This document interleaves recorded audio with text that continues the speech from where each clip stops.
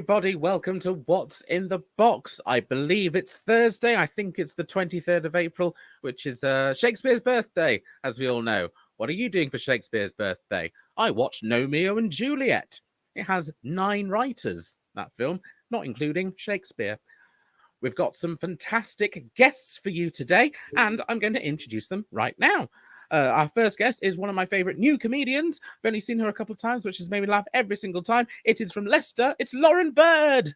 Hello. Hello, Lauren Bird. How are you doing during this lockdown nonsense? I mean, what can I say, really? I think my biggest sort of thing is short-haired lady, the curse of.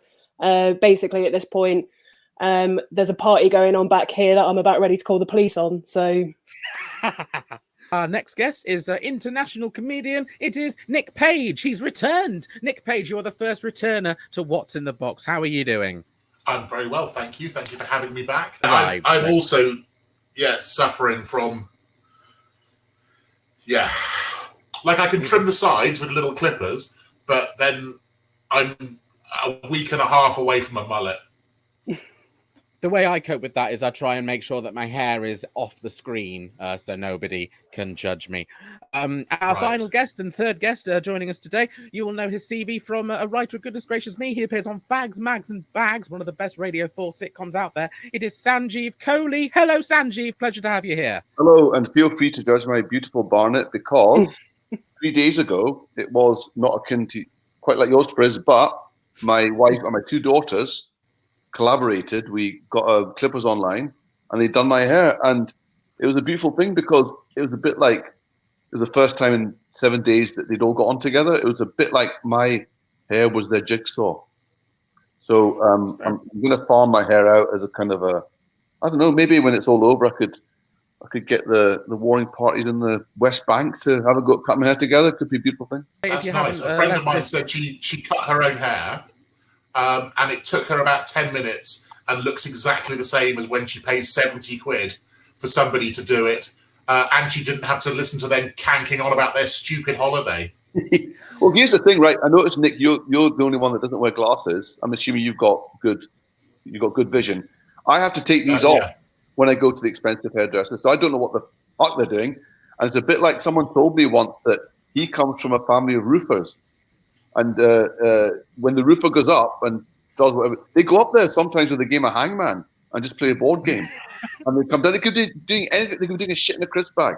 So I'm quite glad now that my own progeny can do my hair now, because I'll pay them the 70 quid because I'll get it back, once they put me in a care home. Yeah, they do say if you haven't left this lockdown with a side hustle going on, then you haven't used your time well. So I'm looking forward to the Kohli family barbers after all this. And I'm also a professional Jeff Goldblum lookalike, which I've lined up 3 dinosaur-themed golf parks to open, so I'll be quizzing. Excellent. Shall we start with round 1 of What's in the Box? Let's do that. Excellent. It's time for round 1, everyone. Woo! What's in the box? What's in the box? Are you watching Friends there, Sanjeev? Yeah, well, yes, actually. I'm always wallpaper. Very good. Round 1 of What's in the Box is called What's in the Box. I have my typical pink and green box here, and I have an item in it. I'm going to go round the guests, and they are going to guess what they think is in the box. They'll most likely be wrong, but it's then up to them to tell me why their guess was the closest. So it's a debating game. Ooh. We're going to start with Lauren. Lauren, what do you think I've got in the box today? I think you have got George Orwell's 1984 in the box.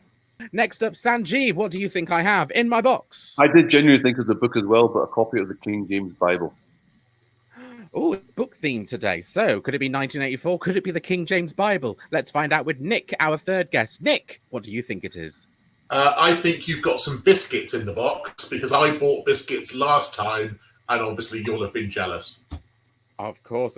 You are you're underestimating the fact that we have repeat viewership, Nick. But what is actually in the box? It is one of those pin things that you put your face in and makes a shape. I don't know what the technical name is, but if you're missing touching your face, just do that and touch that all day. Very The good. COVID imprinter. That is yes, that's the technical name. I was wondering what it was. So it is one of these. Whew, I love them. I love them. It is fun. But why was your guess the closest? We'll start with Lauren. Why is this pin art COVID printer, the first ever 3D printer, I believe, why is that closer to 1984 by George Orwell than the other guesses? Well, so 1984, it's all about, lack of identity or a sort of shared identity. You could put your face or your hand in that and it could be literally anyone's. So that's why it's like 1984. Yes, because it doesn't do fingerprints very well. It's very low D 3D printer. Exactly. Sanjeev, why was your guess of the King James Bible closest to the pin art? Well, clearly mine is the closest because what you've got in your hand there, Frizz, is a kind of RoboCop version of the Turin Crowd. Features heavily in all of the Bibles, in fact. So go do it now. You are right. That is Jesus! the imprint of Jesus's face right there, doing one of those Elvis sneers. There you go. That was his, when he, just before he said, "Why hast thou forsaken me?" and he got a spear put in his side. That was the face that he made with a capital H. Oh, you've got very strong competition, in Nick. But Nick, why is it closest to biscuits than the other two guesses? I'm actually going to say that it's closest to 1984 and that I was completely wrong because I had one of those in the early 90s and that is closer to 1984. So you're just bowing down your guess and trying to give Lauren the extra point. But just for the image in my head of Terminator Jesus, the 3 points goes to Sanjeev. Yeah. Sanjeev. That was 3 points straight to you. It is time for round 2. What's in the box? What's in the box? Round 2 is called Historical Artifact. Now, each of our members today, they've brought items in their own boxes. They're going to choose one of these items to give to another member of the panel today. They are then going to describe to me why their chosen object is of historical value. Our first contestant today is Sanjeev, which means an item from Lauren's box will be given to Sanjeev. So, Lauren, what is the item in your box that you're giving to Sanjeev? I am going to give you Truth or Dare body lotion by Madonna.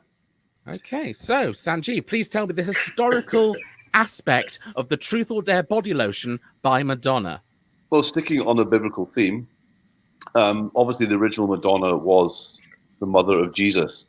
And in, the Middle East, the Garden of Gethsemane, etc., it did get very dry. Also, Jesus Christ actually means the anointed one, anointed with oil. Now, if you can't get hold of oil, of course you're going to go for some kind of body lotion or scrub. So what you got there is the original body lotion used by the earthly mother of God the Son. Okay, very nice, very nice. We'll get to the points later. Next up is Nick, which means an artifact from Sanjeev's box will be given to Nick, and Nick will tell us what it is. But Sanjeev, what's the item that you're bestowing to Nick? It's a teapot with a moustache on it. That's very simple. Nick, of course, is an expert in teapot moustaches, and he's going to tell me exactly why this is relevant in our history.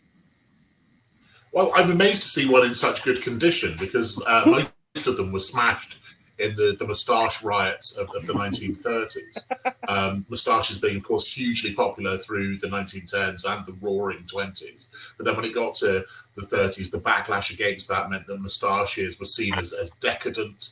The affectation of growing the moustache while shaving the rest of the beard was seen as like an unnecessary foppishness. And so there was a working class backlash leading to the moustache riots.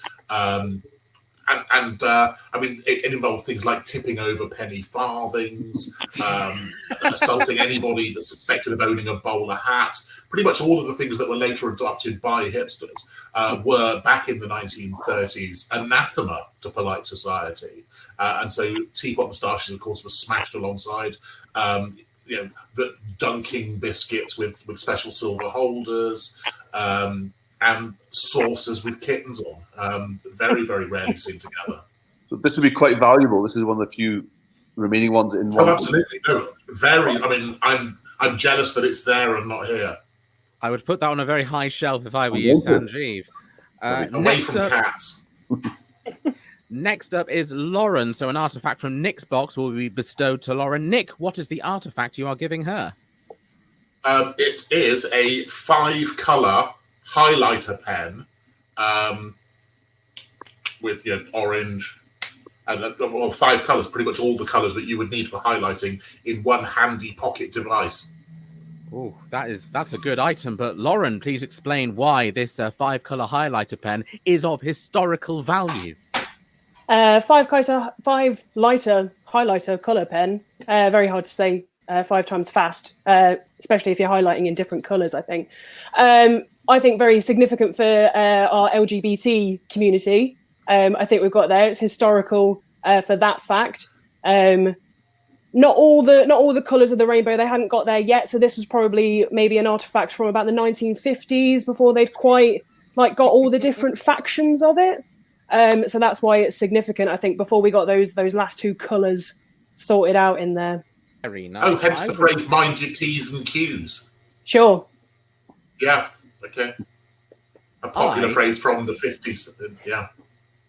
I would like to know more about Nick's Moustache Riots. Was there ever a film made of that?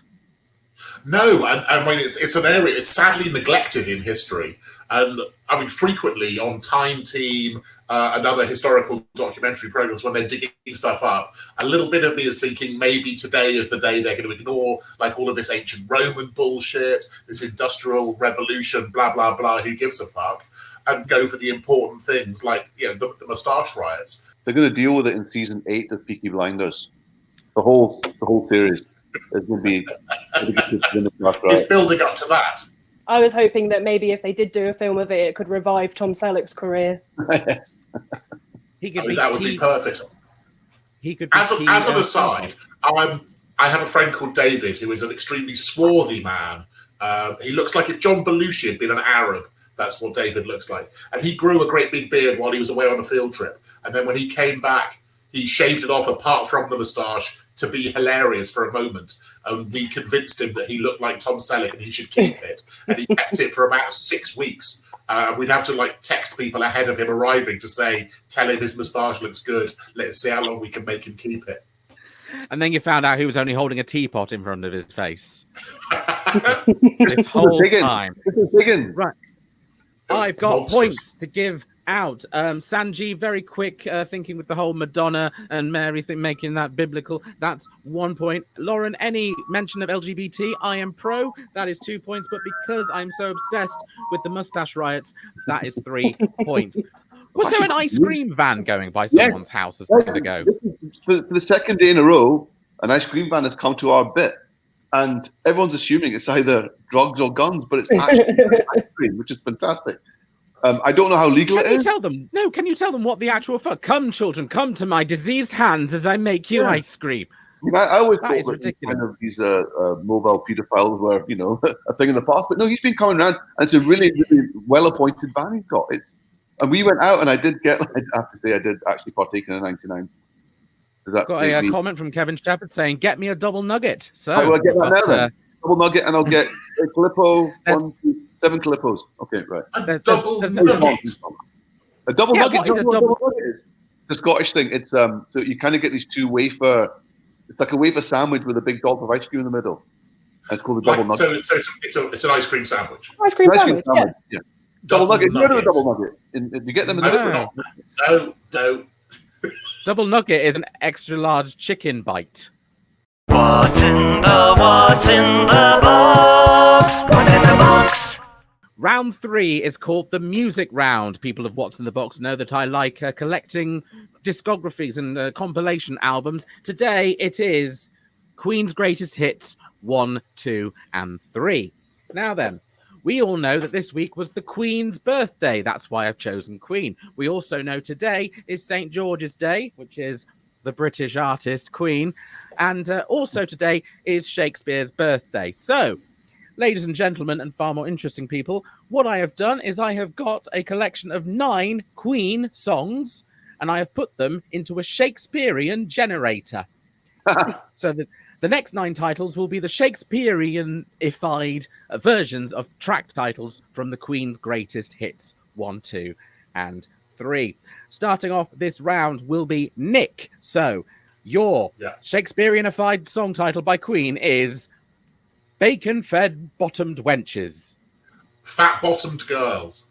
That is correct for 1 point for Is Nick. it a double A side with I want to ride my bicycle as well? Is that right?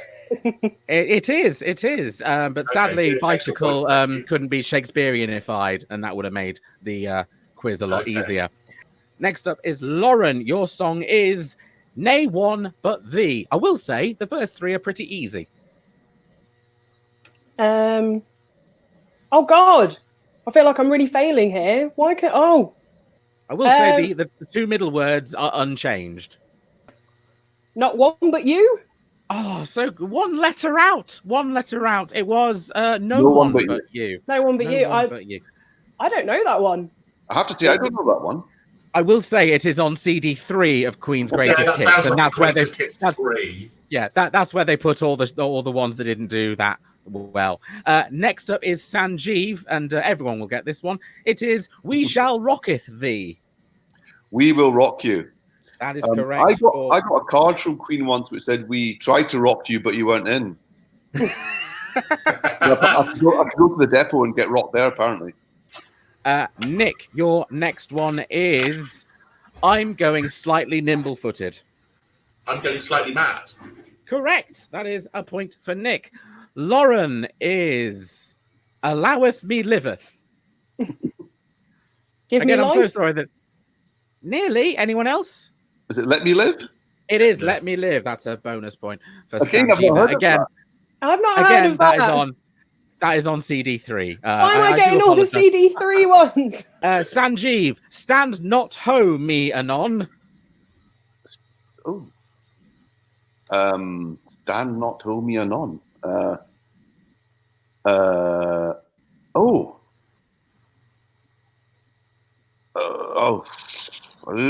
I don't know. Lauren, do you want to try this one? No, I don't know. What about Nick? Is it Who Wants to Live Forever? It is not. It is Don't Stop Me Now. Oh. Ah. Don't blame me. Blame the Shakespearean site that I put that in. Next up, Nick. Thou art mine own most wondrous cousin. You're my best friend. It is correct. You're my best friend. Lauren, who probably isn't my best friend after this. Valorous, fusty, fashioned lover knave. Oh God. I feel like I should know this.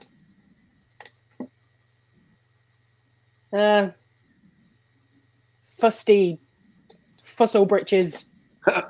Yes, fussle britches. That's yes. No, it wasn't. It was never that. Any other guesses? Is it Good Old Fashioned Lover Boy? That's correct, Sanjeev. Good old fashioned lover boy. I obviously need to have spent my time in this lockdown revising Queen, which I wasn't aware of. Only CD3 especially.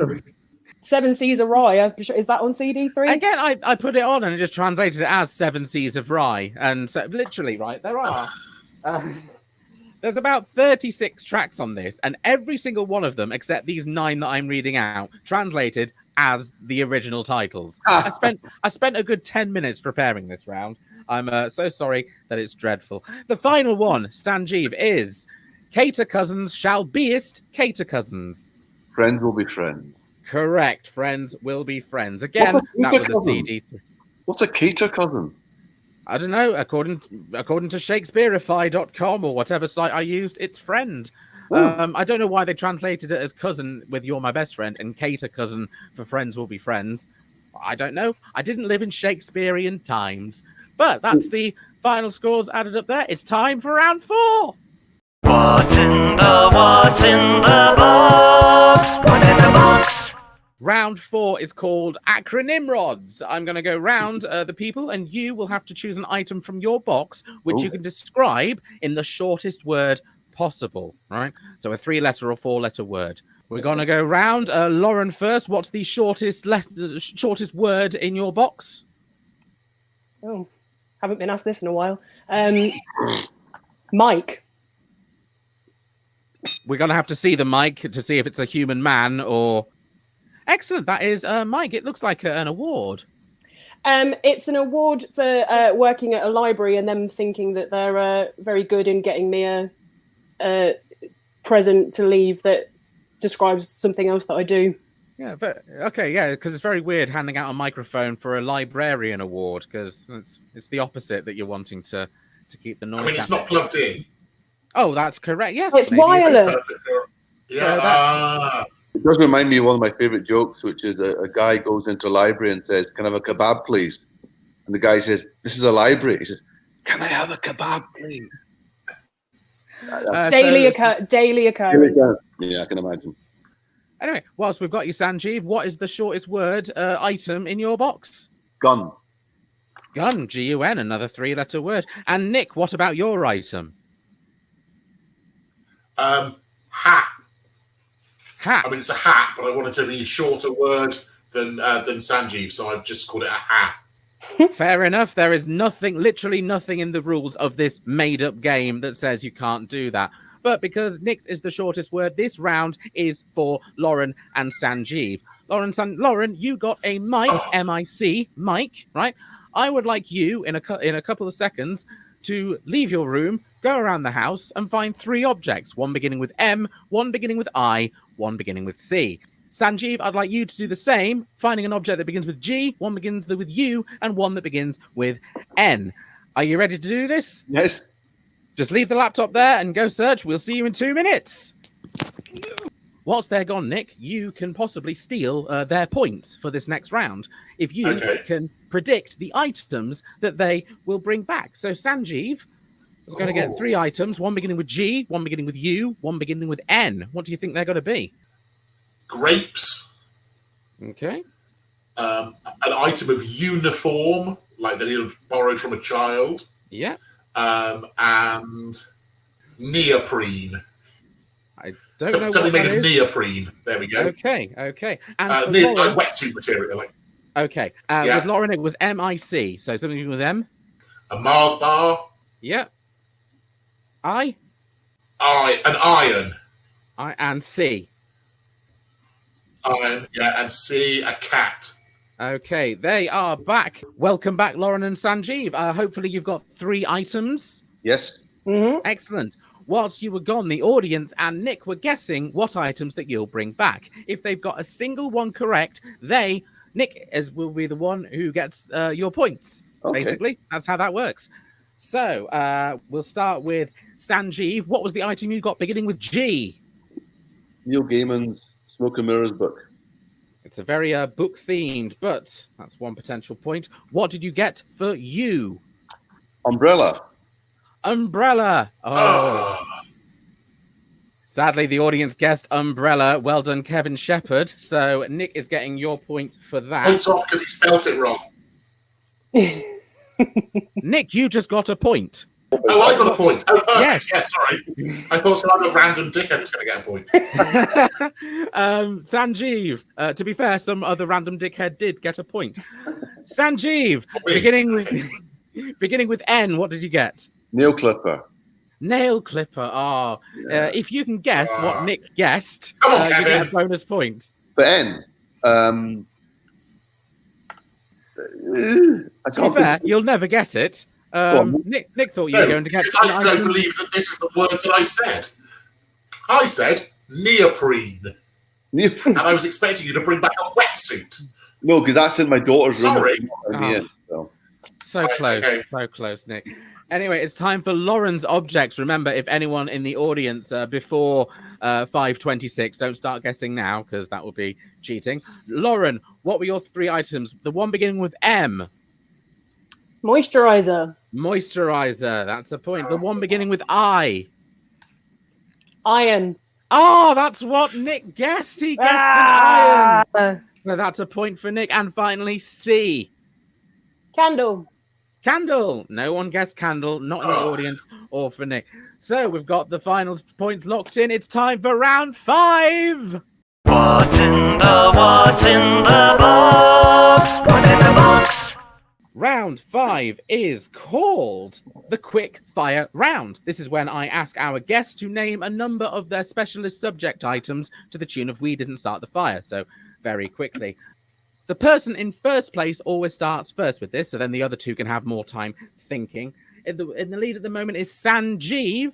So Sanjeev, could you let me know what your specialist subject is? The music of Deep Purple. So, to the tune of We Didn't Start the Fire, here is Sanjeev Kohli singing as many song titles from Deep Purple as he possibly can. Speed King, Child in Time, Black Knight, Fight of the Rats, Space Trucking, Child in Time. I've said that already. Bloody hell. Oh, sorry, Sanjeev.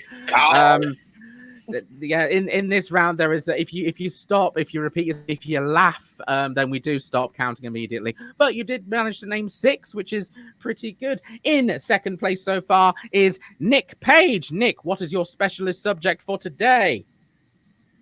Beekeeping. Beekeeping. Just items about beekeeping. Yes. Okay, fair enough. Items to do what you need to do with beekeeping at the start of the season. So first, you've got to fit the supers, then the supers have some frames in, then the frames have got a wax foundation for the bees to build on. Then the bees go in the build, put the honey, but you've got a queen excluder so the queen doesn't go there and fill the thing up with eggs. Then you put the lid on so it stays warm. Check on it every couple of weeks. That'll probably do for now. Tune back in for more great beekeeping information. Okay, well, as you ended it yourself there, that's the end of your round. I would genuinely watch that internet show of 30 seconds of beekeeping with Nick Page. That is a good show to watch. Finally, in last place at the moment is Lauren. Lauren, what is your specialist subject? I'm going to go songs of Tina Turner. Okay, here is Lauren Bird singing Tina Turner songs to the tune of We Didn't Start the Fire. What's love got to do with it? Simply the best. Oh shit! Brilliant. I'm just checking if "Oh shit" was a B-side. It was a B-side. It was a B-side. But, it was the early years. Okay, I will give you 1 I think point. the full title is "Oh shit, Ike's come home drunk again." Didn't need to be drunk. No, didn't need to be home. We've got our final scores here. Let me just tally them up. Okay. In third place today, it is newcomer. She was excellent, though, and it's not a bad score for 7 points. It's Lauren Bird. Woo! Thank you for the pity clap. All claps are pity clap on this internet show that nobody watches. It'll be fine. Lauren, do you have anything to plug? Are you doing anything during the lockdown you'd like people to check out?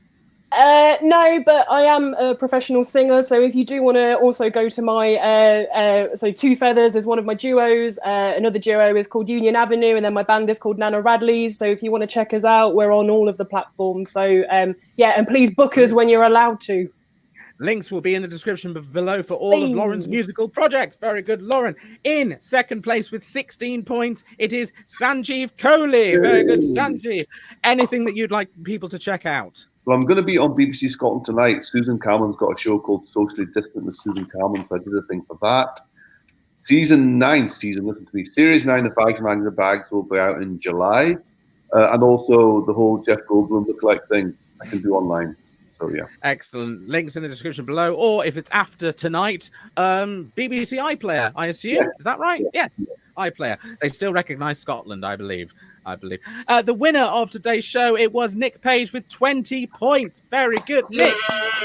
Anything you'd like to plug? Sanjeev and Lauren, if you would like to send your address via Frizz, I will send you a jar of honey from my beehives. Oh.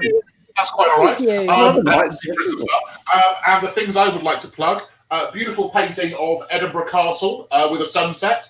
So if you go to my wife's website, alicegorton.com, we are currently clearing out a load of her paintings because they were on rental to various companies in London, and they've come back because of the shutdown. And we need space for the nursery because we're having a baby in September. So www.alicegorton.com for all of her paintings. You might be quicker selling the baby and keeping the paintings. I don't think anyone wants to buy anything with my genetic material. But if you do, links in the description below. One more time, we had Nick Page, we have Sanjeev Kohli and Lauren Bird. Now, thank you again, the audience watching. If you'd like to support the show, you can do. You can follow us on Twitter, What's in the Box. That costs you nothing. But if you'd like to throw us the price of a pint or something, you can do on kofi.com/frizzfrizzle or paypal.me/frizzfrizzle. One more time, we had Nick Page, Sanjeev Kohli, and Lauren Bird. Now, can all the guests wave to the camera for 20 seconds as the end credits play? What's in the box?